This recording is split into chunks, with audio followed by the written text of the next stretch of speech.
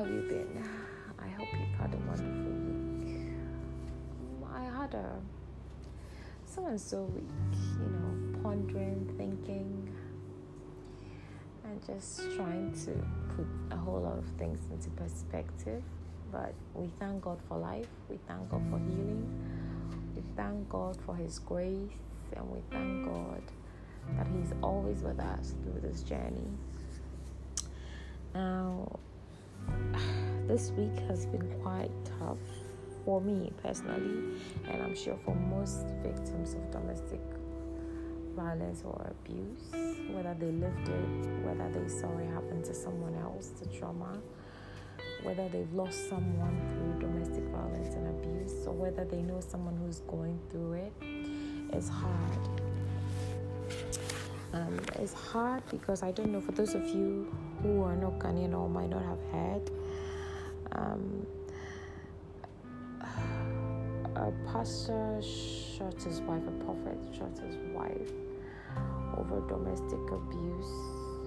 I don't know what the issues were, but he had told the victim's brother the day before when he tried to choke her after a domestic violence incident, and her siblings intervened and tried to get her out of the house, and the perpetrator told the brother that I will kill your sister, and he did.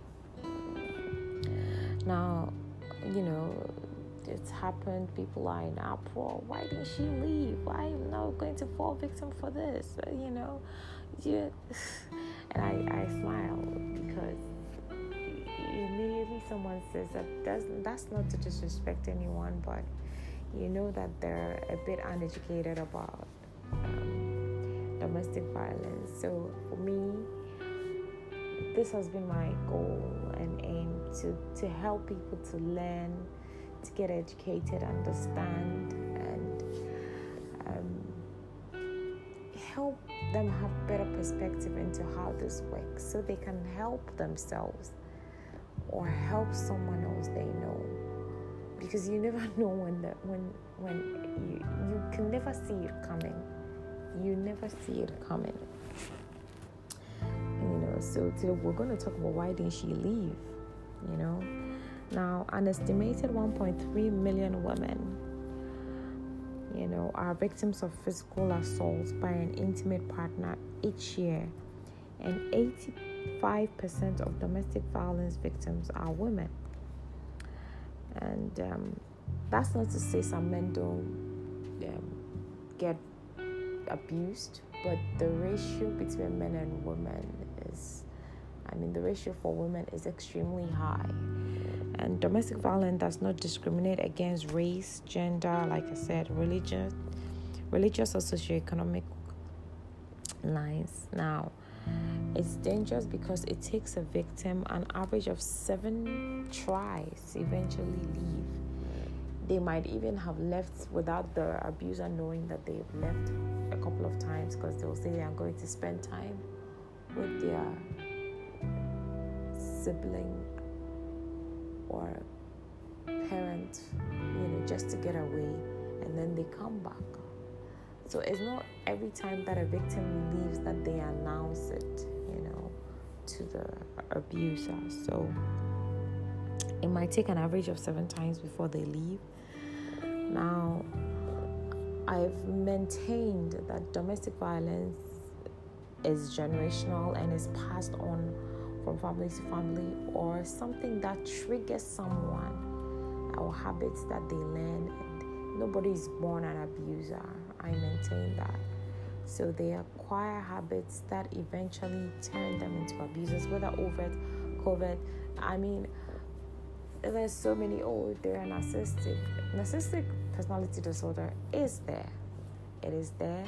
But an abuser is an abuser. Whether you take the narcissism out, you take the covert, you take the overt, you take, the sociopath, whatever, something is happening, and that is making them abuse someone.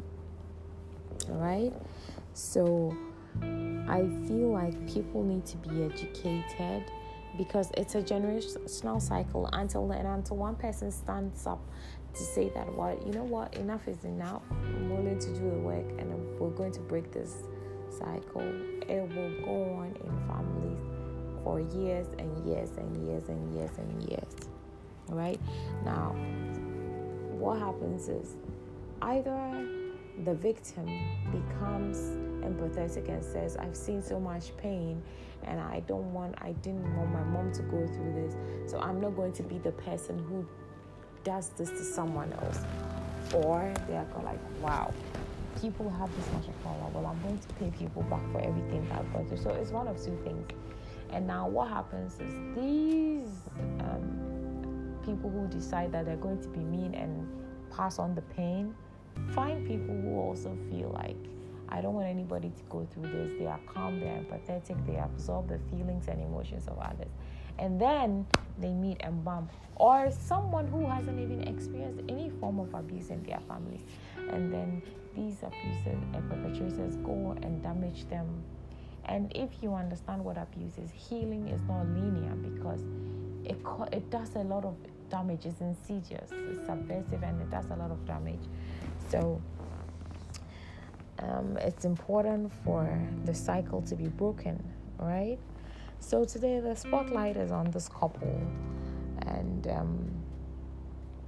everybody's talking about what happened, why did she leave, why didn't she want to report him, and all kinds of theories are flying around. But I want us to travel into the minds of victims, and let's talk about why it's not just a simple question of why didn't she just leave. There's more to it.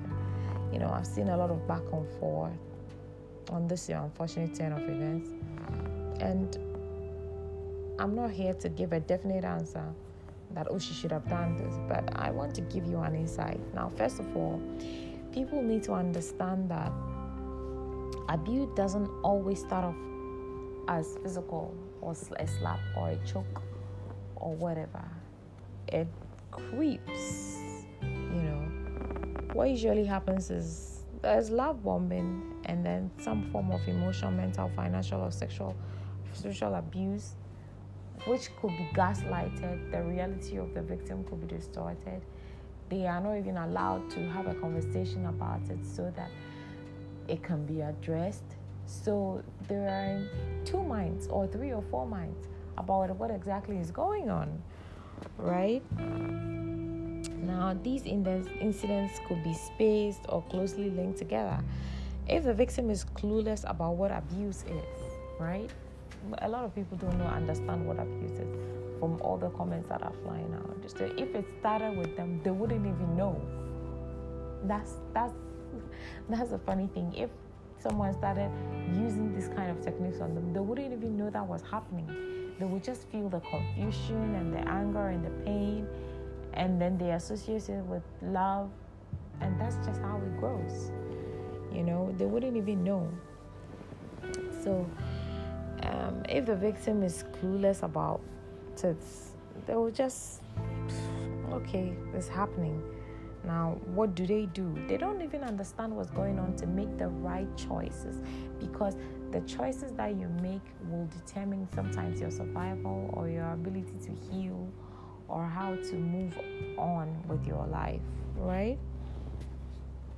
Now, so they would know that and understand that the behavior overwhelms and wears them out, but they would not recognize it as abuse until they find knowledge through research or stumbling across the information, via podcasts, via posts, via Google, whatever. I'm not sure if this lady who has lost her life had, even up until her strange husband tried to choke her, had tried to read or research, because or research about it. Maybe she would have told a couple of people about it. But the danger therein is when people are uneducated about abuse, they don't know where to point people to the right direction. It is not just about leaving or confronting the situation or having a conversation with them, because there are so many layers to this. I mean, you can go back to the rest of my podcast and listen to the few episodes I have on abuse, and you'll understand, right? So the threat might be minimized in their minds because they don't even fully recognize the situation as abuse, and so they underestimate the effect of the threat posed, right? Now, because they don't recognize the abuse, they are not taking the actions to protect themselves. So then the perpetrator starts getting more control over the situation. We talk about trauma bonds on the podcast now. In one of the episodes, you can listen, but I will say that I found this exposition by it was on us extremely, easy to understand. Now, trauma bond is it's just your brain oscillating or yo-yoing between pumping out of oxytocin, that is the bonding hormone, and then what do you call it, cortisol, which is the stress hormone. Now, this is because there's love bombing, and then it releases the oxytocin and you feel everything is going to be okay, and they're saying, oh, I was just angry, I've changed, don't you think I can harm you, and all of those things. And then the tension building starts, and then you're anxious, your oxytocin, your stress levels are releasing, and it builds, and then it explodes with an explosion of a violent event or a verbal altercation or something. Now, this is a recipe for intensity and instability of these two chemicals, creating a hurricane in your skull and heart. Now, imagine a hurricane in your skull and heart, just welling and welling and welling. You feel unsafe, you get anxious, and this undermines your well-being. So you have lack of sleep, you lose focus, you're OCD, you're on high alert, you're trying to please the abuser, you're trying to stay safe. So to minimize the explosion that is coming, you're trying to do things that will not set off the abuser. Now, in all this, your brain chemistry recognizes the turmoil, and all your brain is trying to do is to keep you safe. Note I said to keep you safe and not happy, right? So all your brain is doing is to keep you safe. That's not to say because they are staying means they are happy, because the brain is in safety mode, right? So what people need to understand that happiness becomes attainable only after your brain is convinced that you are safe.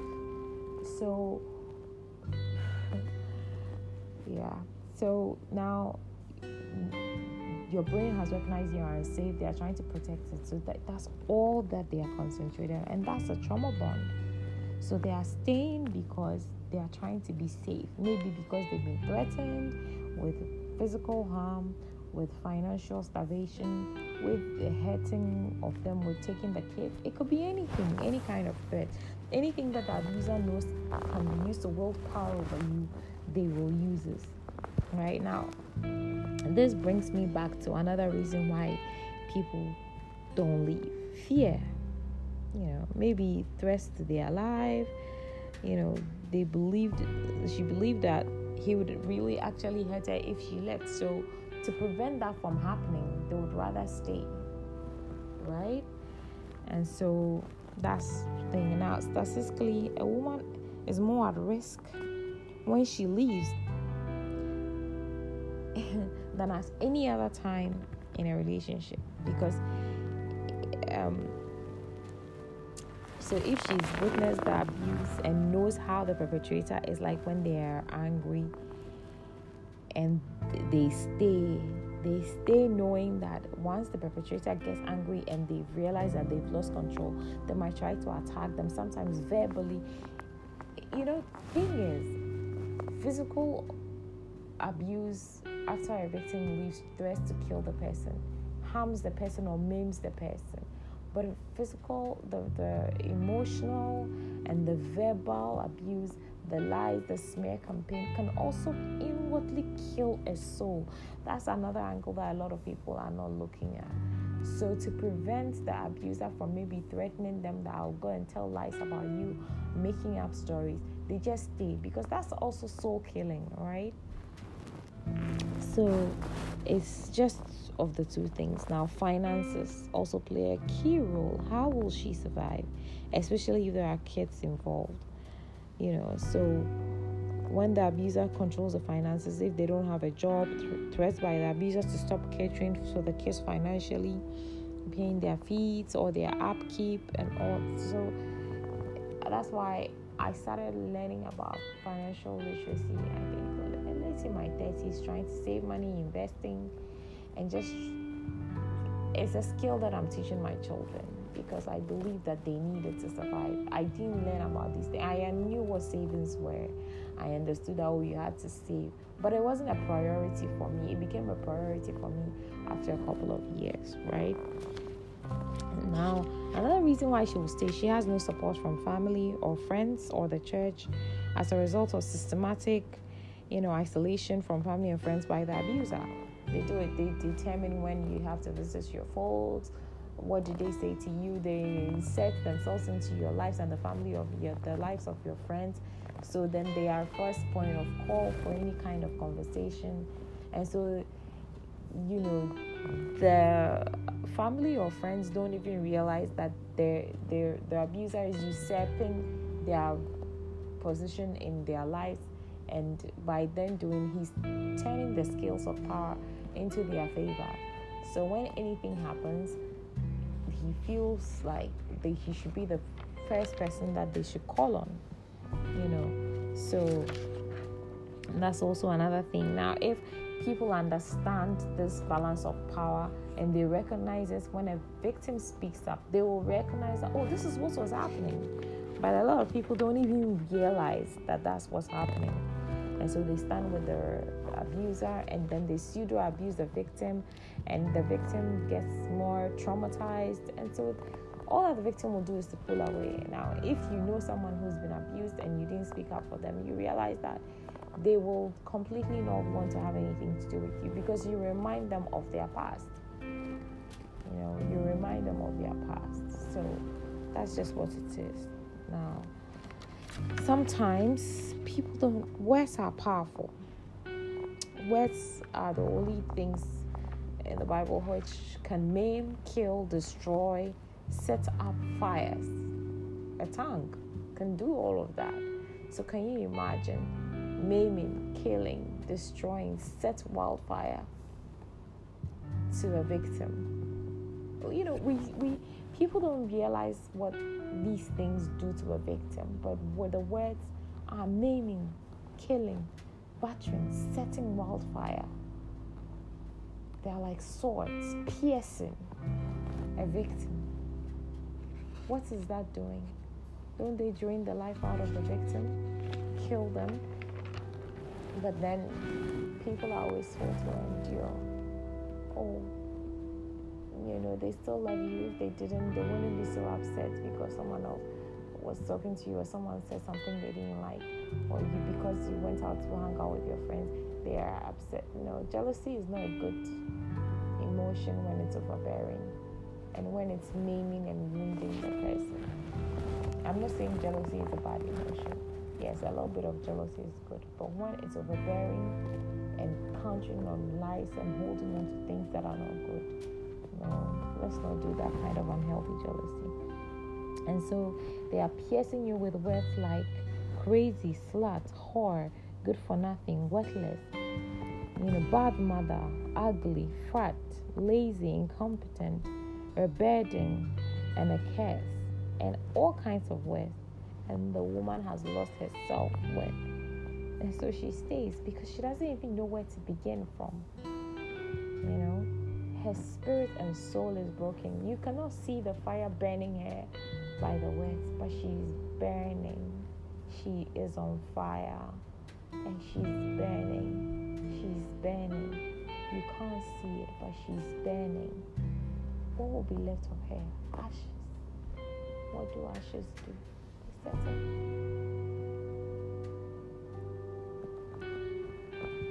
So she stays. Now, logistics is also another thing.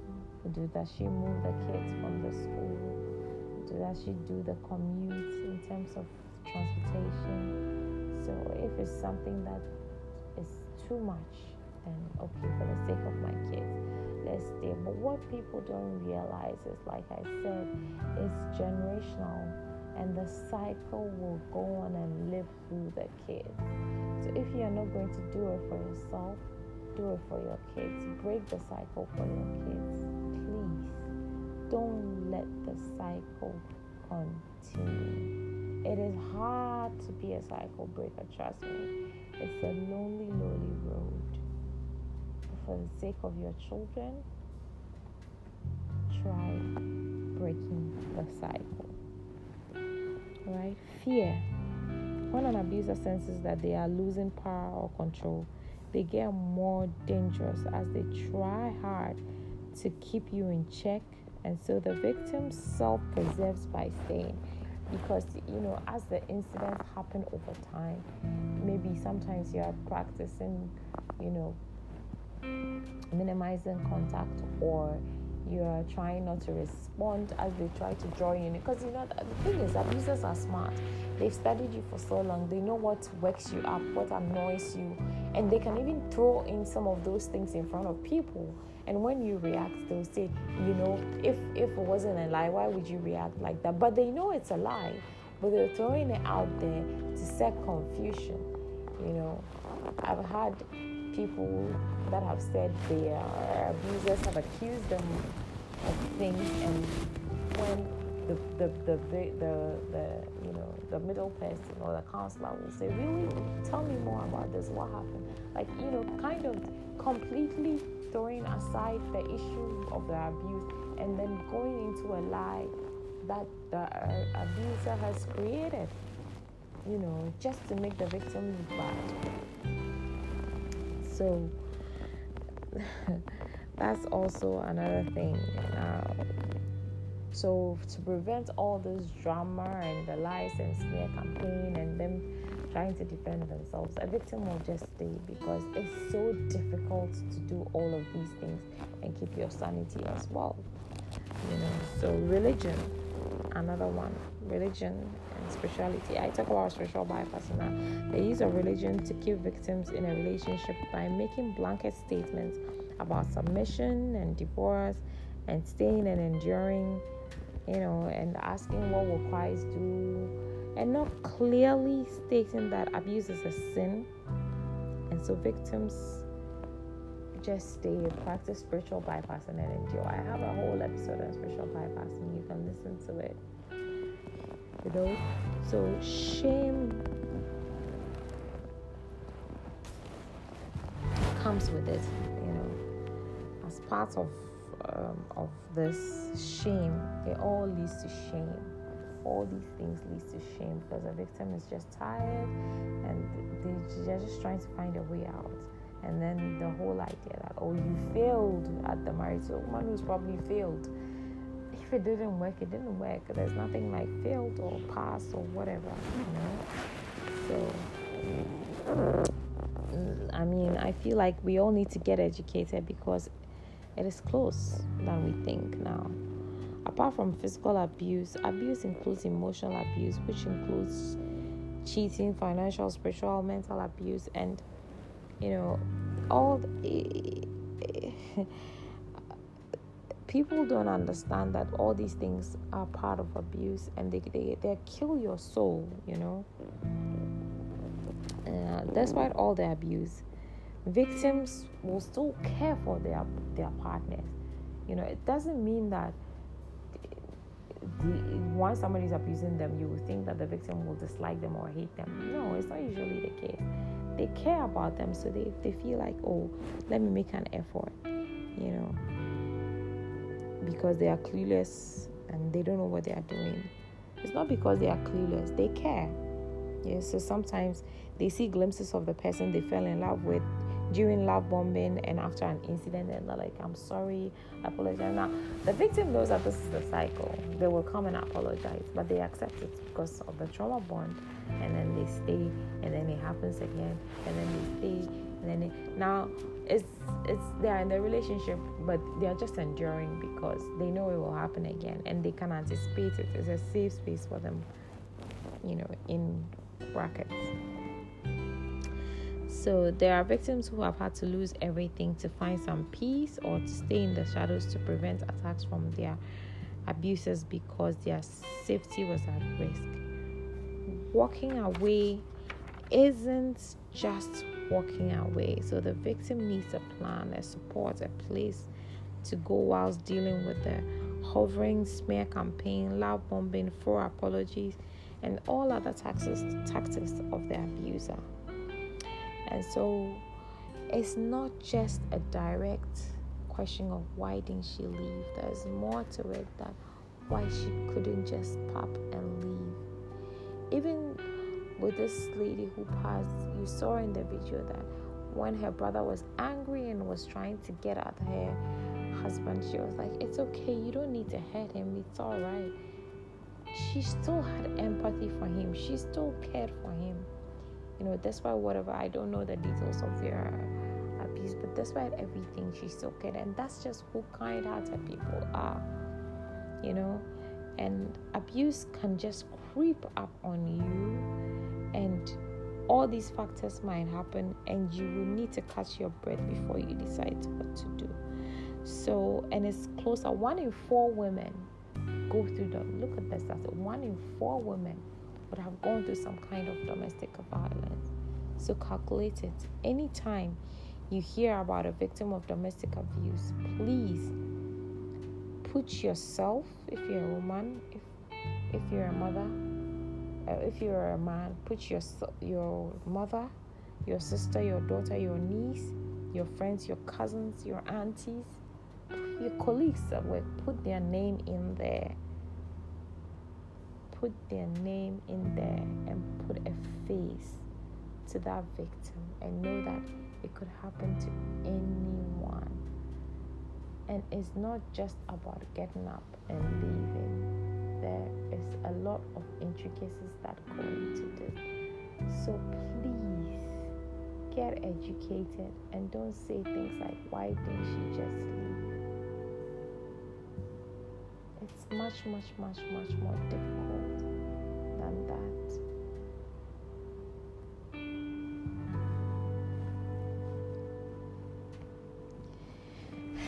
Get educated. It's closer than you think. And the only way you will stop yourself from asking this question is by learning. It's that simple. So please, the next time you stop to ask a victim of abuse, or you stop to ask that question, why didn't she leave? Think about this episode.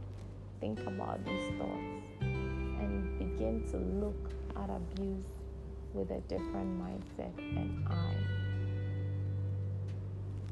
This week has been tough for me, but God has been also merciful and gracious. And I hope and pray that Barbara's family finds healing, and they can even find it in their hearts to forgive the abuser, the killer. If you're in a domestic violence situation and you need help, please do feel free to contact me or email me. I do leave my email in the subscription box. Or you can find me on social media at Conversations with Amma. Talk to someone. It's not worth losing your life for. It's not worth losing your mind for. It's not worth losing your life for. I saw something on social media today. It says, if the cost of saving a marriage requires the woman to lose herself, the cost is too high. So please, don't lose yourself. Do the work to healing, because we need you. As always, this has been Amma Emefa Doris Tinker. Emmy, whichever one you call me, on Conversations with Amma. This has been a really difficult one for me to do, but I hope that you've learned something. Thank you for sticking with me. Take care.